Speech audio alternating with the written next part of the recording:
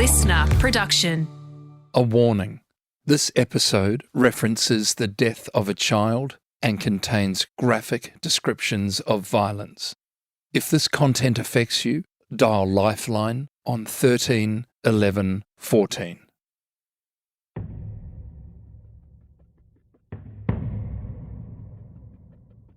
On the 13th of July, 1997, the ACT braced for the demolition of the Royal Canberra Hospital. It was lauded as a spectacle and had been advertised as a day for families to come and watch. Over 100,000 people flocked to the banks of Lake Burley-Griffin and eagerly awaited as the countdown began.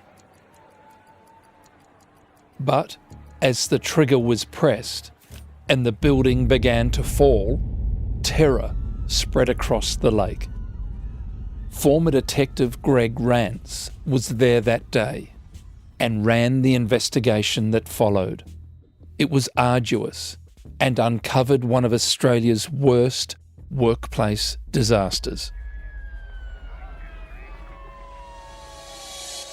I'm former police officer Brent Sanders, and for the past 25 years, I've dedicated myself to sharing what I've learnt on the force to the Australian public so they can better protect themselves from falling victim to crime. So with the help of some of the most respected current and former detectives and high-ranking law enforcement agents, we're going to pull back the curtain on what life is like on the force and what they've learned about how crime and criminals really work. These are real stories from real detectives. The body was found at one of our rubbish tips and obviously had been through a process where the body had been dumped into a rubbish container and then compressed by the rubbish truck. So obviously the body, when found, was not in a good condition. We had to get ourselves a dental forensic dentist to come and assist in the proper identification and reformation of the skull, etc., so we could get a bit of an understanding who this person was. Because he was a Chinese national and at that time was shortly after Tiananmen Square, it was a bit difficult to try and identify the body. So we had to go to the newspapers, obviously, to get that out to the public. We then obviously undertook a lot of investigation. I was at that time a detective senior constable, so it was run by Detective Sergeant Warren Williamson, the case. He'd been stabbed, multiple times, a very frenzied sort of inflictions upon him. There was like 30 or 40 stab wounds on him. And then he'd been dumped in a dumpster at a place that was called Fennell Hall, which used to belong to the Australian National University for Students. When the forensic people removed the body, and it was quite an arduous task removing very, in a refined manner, the garbage from around. Then we had to secure that pile and then go through every inch of that. We had people going through tons of garbage looking for weapons, etc., and other parts that might help forensically with the defining what happened to the deceased. But attached to the deceased on dried blood was a drawing, a kid's painting, and that turned out to be, we found the parent had actually dumped that into the bin at Fennell Hall, so we knew that had been attached to the body shortly after the time of death because it became stuck as the blood dried on the body. So the timeline was that leading up to the death, the deceased had become it appeared to become emotionally involved with the woman. He'd given her an amount of money. He'd also lent money to the Tom, the other person involved here, the other Chinese national. At the time, whilst there was a love triangle, the two main suspects, the lady and the man, they didn't necessarily like him being part of the love triangle, and we believe at the end of the day, and what the coroner believed, that this was the main reason for the the death of Xiao Zhong. And the deceased and the woman, He Liangwen, was supposed to return to China, and they what happened was that while they both had that bus timetable in line, the two suspects actually went out and changed the ticket for He Liangwen, the female suspect, and changed it to an earlier time. It appears from the diaries that the deceased actually had picked that up and confronted the two suspects about it. It was a very simple case. Then they went out in a taxi to the Rex Hotel, as it was then, which was also a bus terminal for Melbourne, to catch the plane back to China. It appears that they then, the fight ensued, and he had very extensive defensive wounds, that they dumped his body just across the road at Venner Hall into the rubbish bin. The two suspects had returned back to their premises in Argyle Court in Canberra, just outside Civic.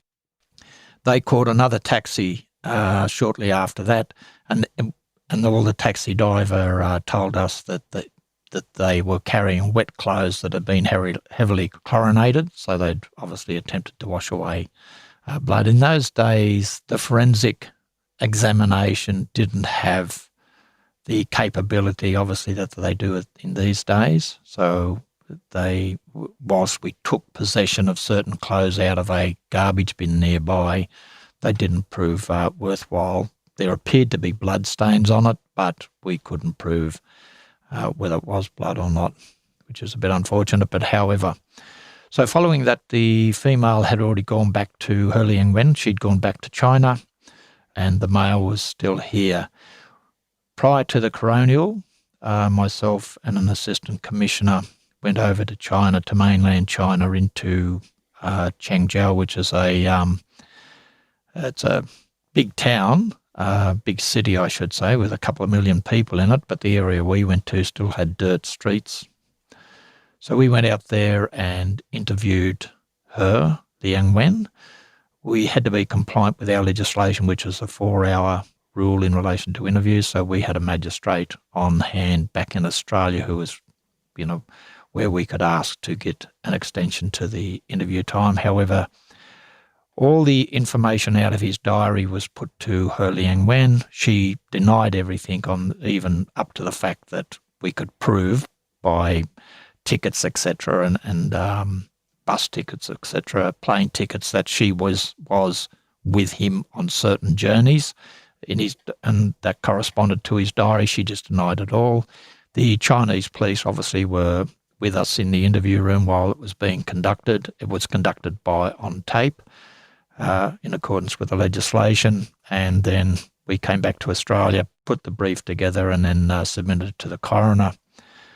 During the coronial inquest, obviously Tom, as he was known, was put on the witness stand and interrogated by the person assisting the coroner, the prosecutor, and again, there was nothing really forthcoming, but there was enough information for the coroner, Mr. Ward, to issue 2 first instance warrants for their arrest. By this time, Tom had left the country and gone back to China. They completely denied any involvement, of course. So we sit now with they have a red notice in relation to their transport out of China or back into any other country that works with Interpol, and that was many years ago, so heaven knows where they are now. So when you say a red letter attached, then just explain to the listeners what that is, Greg, and how that works in practice. So with Interpol, they did then have what they call a red notice, and that would apply to any country that had an extradition treaty with Australia, that if anybody was entering their country, that would be come up as a flag to the immigration people and would notify them that there was a first instance, as we have in Australia, called a first instance warrant for their arrest. She did try to go to Canada, and I was notified that through the red notice that she had tried to apply to go to Canada. So Correct me if I'm wrong, but when we're dealing with 3 Chinese nationals, 2, as a result of a coronial inquest, are suspects for the murder of the 3rd Chinese national, the young student. There must be, Greg, a lot of barriers with regards to, extradition and things such as that. Does Australia have an extradition order or agreement with China for situations such as this? No, it's a good question. It was with us at the time, because it shortly followed Tiananmen Square. One of the issues with collecting evidence in another country to present to a court in Australia, you have to go through a process with the Attorney General's Department, the Federal Attorney General's Department, because following Tiananmen Square, there was a bit of consternation whether if we went over and asked for them to be brought back to Australia by the Chinese government, they might ask for some of those people who are involved in Tiananmen Square to be taken back to China. So they would have asked for that. It was decided then not to go government to government, but to go police to police. So myself, we just worked through the Chinese police rather than the Chinese government. And that in itself would have been quite an experience, I would imagine, Greg. Yourself as a member of the Canberra-based federal police going to China into, as you said, a large city, but a very regional location within the city. Quite a surreal environment to be running interviews, investigations, I would imagine. It was, and of course, when we were in China, we had to work through interpreters. And when you're sitting in an interview room with, half a dozen Chinese police, and you're interviewing a suspect, well, obviously there's connotations that the person might tell you what they want to know. She didn't. She still didn't comply with it. It was quite a fascinating time. And we also interviewed the mother over there, of course, in relation to the young man, and because we saw that as a respectful thing to do as well.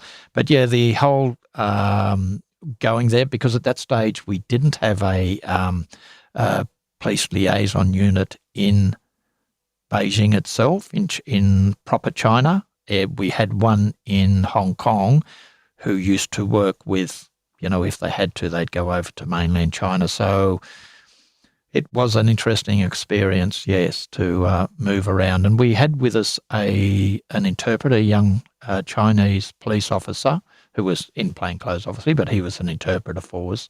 And he was learning more about the Australian language than I think he was learning about what was actually occurring. So it was an interesting experience.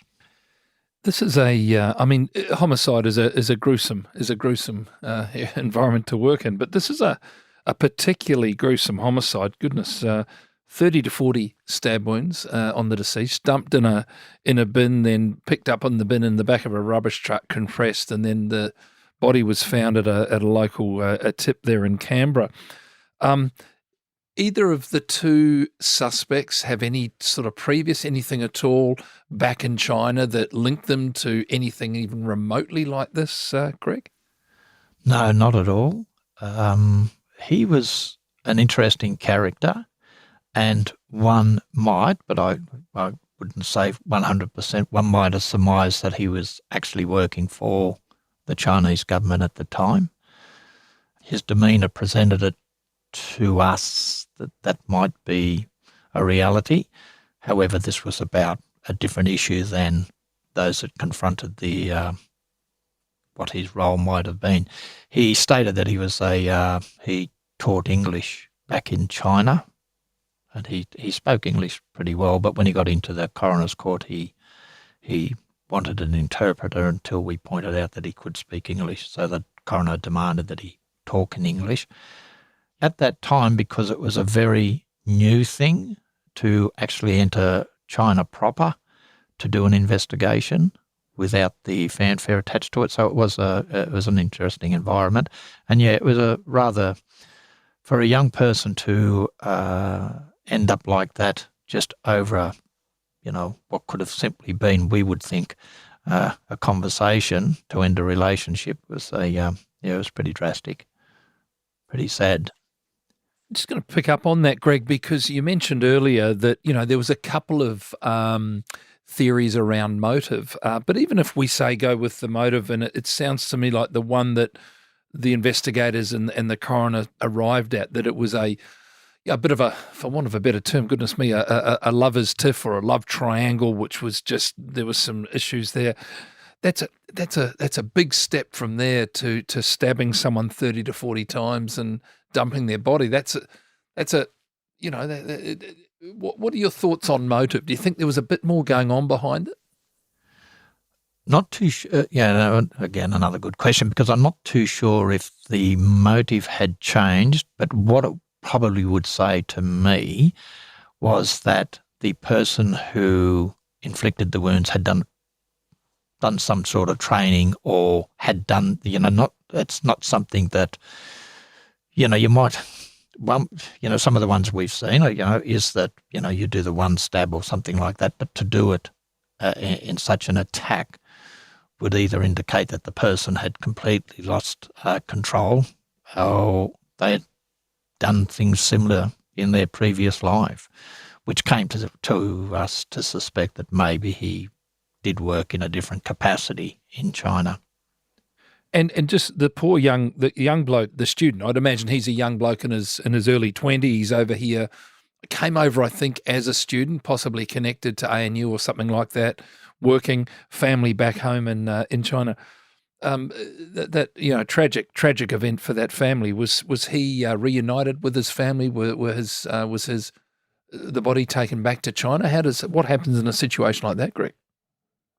Yeah, the father came over and took the body back. And as I say, we spoke to the mother over there and in China, and obviously very distraught even then. It's one never envisages that you would lose your own child, and especially in such nonsensical, dramatic circumstances as such, yeah. Now, this incident was 32 years ago. We know that Australia's relationship with China now is a bit more strained than what it was back then. Did this incident cause any tension between Australia and China at a political level? Not at all. No, and like I said, it was, when I say shortly after, it was about a year or so after Tiananmen Square, but there was still that, remember, Mr. Hawke had invited those people from China who fled Tiananmen Square to stay in Australia, so there was that going on at the time. But certainly Australia and China had a pretty good relationship politically, from what I remember at that stage. There was no real, this did not raise any real concerns with China as to the treatment of their students. Here in Australia, it certainly was big in the local news. And so here we are, 2024. It's a sort of an open-ended case in so much as that it's not, how would you describe it? It's not even a cold case. It's sort of a case where there are warrants sort of sitting to be executed against these two individuals if they leave China and perhaps go to somewhere that can flag their arrival, and we could possibly extradite them back. But after 3 decades, Greg, is it done its time? Is it done its course? What are your thoughts? Murdering somebody, does it ever end? The heartache of the parents who would now, goodness me, they'd probably be in their late 70s, 80s, I suppose, having lost the child. I think, as we've seen with the cold cases that have been resurrected and some really good positive results coming out, if these people were, constrained under the first instance warrants that were issued in another country and extradition was granted, then I think, that might bring some sort of finality, whether they're found guilty or not. It would bring some sort of finality, and perhaps would rekindle some sort of more forensic examination of the material if it was still available, and probably bring it to an end that way. I don't think these things, and as you know yourself, there's things that sit with you, that stay with you, and that never go away. And like the poor chaps who did the Beaumont kids, like that, these things just stay with people, until they are finalised in some sort of end product.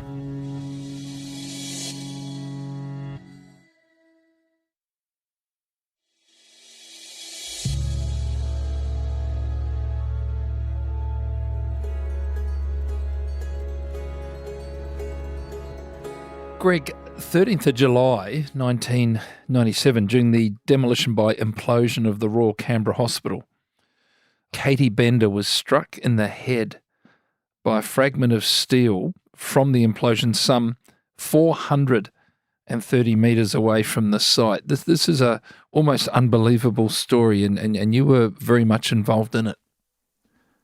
Yeah, I was the managing the investigation on this one, and we had some really good investigators, and what we find out with these sorts of investigations as we go through them, it's always systemic failure. So we realise that things like procedures, legislation, protocols weren't followed correctly. The identification of the appropriate person to undertake the implosion was done, we believe, through a cost-saving adventure rather than picking the more appropriate person who had the appropriate background in this, and that was bore out by the coroner. They'd also had a competition for who was going to press the button on the implosion itself, and some poor lady had actually won that off a radio station. And so all these things were adding up that wasn't a good look in the end. It was all about all these things coming together: lack of legislation, lack of procedures, lack of understanding how much explosives were being used, lack of understanding of the construction and the use of explosives against metal and what it would do. All this added up to what was then to be a terrible disaster for one family.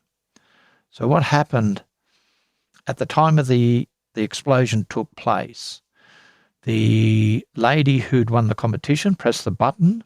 There were supposed to be fireworks gone off beforehand to identify the fact that the implosion was about to happen, to tell the 100,000 people who were around the lake at the time watching, of which I was one. The button was hit. It cut the cord for the actual implosion itself, so that stopped it for a while. According to Katie's sister, Katie then sat down because, said this was taking some time to happen. Then when the implosion was supposed to occur, the sister said to Katie, "Stand up, it's just about to happen." Katie stood up, and less than 2 seconds later, she was deceased. So the implosion took off. Metal fragments of kilos flew through the air, some up to nearly half a kilometre away, went into cars, trees, etc. As people can really remember for the news casts at the time. The police on site, the first police officer that attended there, he covered up Katie and pretended to give her first aid so as not to alarm. I'll take a break. Okay, mate.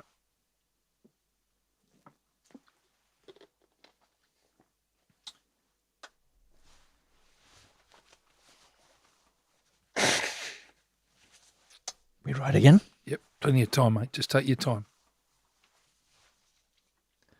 No worries. Yeah, so he covered up Katie and pretended to give her first aid so as not to alarm the people around. As I say, there was 100,000 people. There were kids, there was everything around at the time. So the examination of Katie, obviously, we found the piece of metal, which is 1.5 kilos in Katie's. It had been wrapped around in Katie's hair. So following that, of course, a lot of interviews took place. A lot of experts came forward. And as I say, we used a lot of subject matter experts like those that from Defence Science and Technology that understood and did all the calculations on how fast that piece of metal would have travelled. The impact, etc., was quite tremendous. And Katie wouldn't have felt a thing. It was instantaneous, and the injuries were quite tremendous. The coronial inquest took a fair while following that, getting all that back on track again. We had something like 60,000 documents in our system that we had to go through in preparation for the coronial, which Mark Johnson sort of headed that side of it. It was again a rather how could you say an investigation, whilst it was pretty clear cut in some respects, took us on some journeys for the investigators. And it was probably a journey that investigators don't usually undertake of such magnitude in relation to a death at a work site, so to speak. The story in its basic form was that the ACT government and the National Capital Authority entered into a land swap. So what it is, the National Capital Authority own the parliamentary triangle in Canberra. They look after it as opposed to the ACT government. So they own that part. They owned the foreshores of Lake Burley-Griffin. This is the National Capital Authority. Of course, obviously, the ACT government wanted to build apartments there. The ACT government owned the peninsula, in which is now the National Museum of Australia. That belonged to them. They wanted that. So land swap took place. The issue that remained was we had a hospital there, the Royal Canberra Hospital as it was. It used to be a nurses' training hospital, so you could imagine the accommodation block there as well, the Sylvia Curley House. This was to be demolished. Now, the idea of the government was to bring it down as quick as they could, because it had a lot of that psychological attachment for people within Canberra who'd been born there, etc. They just wanted to get rid of it so it didn't have that prolonged attachment to people. So they decided over time to do it by implosion. They obviously got a contracted project management team to walk through this. They employed, through a tender process, a contractor, and he was to undertake the implosion and to bring this hospital down in one go, and that was to occur on a certain date. So the backstory is that the ACT government were pushing to get this done in a hurry. To do a proper implosion of such magnitude, you have to have the appropriate explosive, which are like a shaped charge, and he couldn't get them in time, so he ended up using explosives, predominantly what they would use in a mine. Is actually an explosion. They excavate under the buildings, so the idea is that when they drop the building itself, that it falls down into a big hole that's captured underneath. So he's excavated underneath the buildings. He's revealed some steel beams that were used to hold the building up. They weren't extraordinary thick. There was nothing extraordinary about them. There was lots of rumours about them being reinforced during the Second World War, etc. That was not true. They were just normal, what we call RSJ, rolled steel joists that were used to hold the building up. Actually, on his testing, they pushed the metal through, pushed a hole into the middle of the steel structure. He decided then to reinforce it by welding other pieces of metaling over it, hoping that it would expand the blast, as he couldn't get the shaped charges in time. And of course, one of those pieces of metal is what killed Katie Bender. She was a 12-year-old beautiful young lady. So the investigation, again, this is a coronial investigation, and it, in some respects it was pretty straightforward. However, there was a lot of media exposure. There was the government involved. There was the National Capital Authority involved. There was a lot of blame changing in the beginning. Whose fault was it? Why didn't they have the appropriate distances, etc.? Was it the job of the police? No, it wasn't the job of the police to do that. So all these things were taking place. So there was a lot of stuff to do with the media side of it. There was experts who came forward who had actually gone out to the site and seen the explosives in place before it took place, and in hindsight decided that they knew this was going to happen. And so we had to deal with that as well. We brought an expert in from the Royal Military College at Duntroon a lecturer at the university there. We actually brought in an expert from the Defence Science and Technology, Defence Department, in relation to the impact of metal fragments, etc. So it was a lot about bringing in these experts to help us get through this whole thing. So the other side of it was that the legislation at the time was pretty lax in relation to holding explosives in Canberra. So part of the investigation, we ended up doing search warrants on some outlaw motorcycle gang members who had removed some of the explosives from the site and taken them home. So there was just another fallout from it. And so as a result of that, because we didn't have industrial manslaughter at the time, the coroner was critical of the people from what was then work cover, as he believed that they should have put a prohibition notice on the site itself before it exploded. The project manager he was charged under occupational health and safety issues, and they were the main ones that headed to the courts. So the criticism at the end of it all is that they needed to provide appropriate legislation. There was no proper legislation in relation to the handling or the storage, I should say, of explosives in Canberra at the time. So whatever was taken out of the storage box was just replaced without any real documentation being provided on how much explosive was used in the whole thing.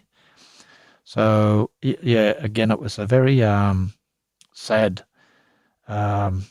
end to what could have been a very well done and instructed demolition to a site. And when you see the way that they do it, you can just see how wrong it was and how cheap it was that was done in Canberra.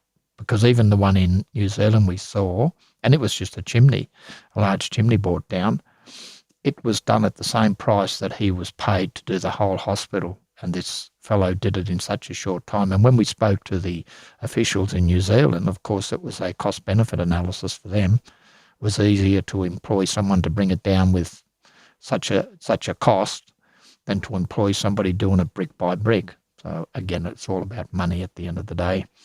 And it was a sad ending. And I still feel for the sister who asked Katie to stand up, because now she would be in her 70s, I suppose, 40 years ago, yeah. So it's quite sad. And the family's such a lovely family too. I mean, it's a horrendous story and a tragic ending. It's such a freak thing, isn't it? I mean, and as you said, Greg, you were down there yourself as a Canberra local to watch this. 100,000 people on the lakes, on the shores of Lake Burley Griffin, and all the build up to it and everything. I can just imagine the build up leading up to it, and the promotion, and I can see the lake, people out on the lake, and it's just quite unbelievable. I mean, she's 450 metres from the site, and within 2 seconds of the implosion,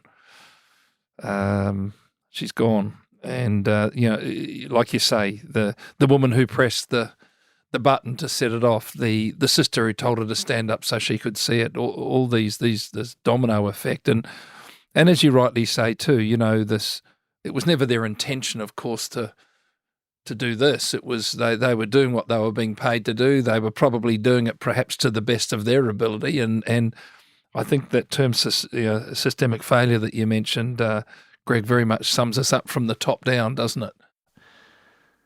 Yeah, like you're quite right. They never intended for this outcome, but yeah, it was just failure right through the whole system, and hopefully lessons have been learnt that cheap is not better. And there is a memorial for Katie down at the spot there on the lake's edge. I just want to thank you so very much for joining us here today via the Canberra studio. Thank you for your 30 years of service to the good people there of the ACT, and thanks for shining that light on this and for being so open and honest. It's been a really enjoyable chat. Thanks so much for having me. Crime Insiders Detectives is a LiSTNR original production. It's hosted by me, Brent Sanders, and produced by Ed Gooden and Holly Mitchell. Executive producer is Dan Mullins. Sound design and imaging is by Link Kelly.